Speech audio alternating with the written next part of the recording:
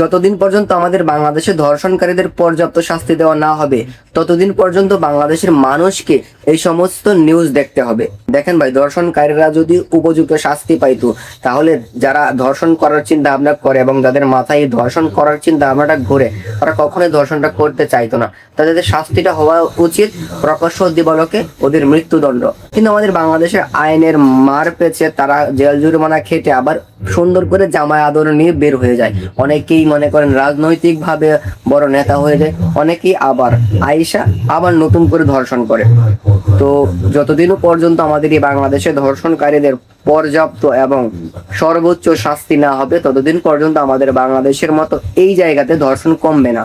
আপনি যতই আবেগী হন, আপনি যতই ফেসবুক গরম করেন, আপনি যতই কথা বলেন না কেন ধর্ষণ বিরোধী নিয়ে, ধর্ষণকারীদের একমাত্র শাস্তি যদি মৃত্যুদণ্ড আপনারা নিশ্চিত করতে না পারেন, তাহলে এই ধর্ষণ বাংলাদেশে একটা মহামারীতে রূপান্তরিত হবে। কারণ কয়েকদিন পরপরই দেখা যায় বাংলাদেশের ছোট ছোট বাচ্চাদেরকেও এই সমস্ত নরপিশাচ নরখাদকরা ধর্ষণ করে মেরে ফেলে। তাদের কোনো শাস্তি হয় না। তাদের শাস্তি কি হয়?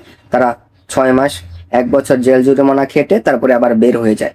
কিন্তু তাদের যদি উপযুক্ত শাস্তি মৃত্যুদণ্ড দেওয়া হতো, তাহলে তাদের যে জাত ভাই আছে যারা ধর্ষণ করার কথা চিন্তা ভাবনা করে, মাথায় ধর্ষণ ঘোরাফেরা করে, ধর্ষণ নিয়ে চিন্তা ভাবনা করে, তারা এই সমস্ত চিন্তা ভাবনা করার সময় তারা মনে করতো যে আমি যদি এখন এই কাজটা করি, এই আকাম এই পাপ কাজটা যদি আমি করি, তাহলে আমাকে অবশ্যই গ্রেফতার হতে হবে এবং আমাকে মৃত্যুদণ্ড কায়েম করবে বাংলাদেশের আইনে।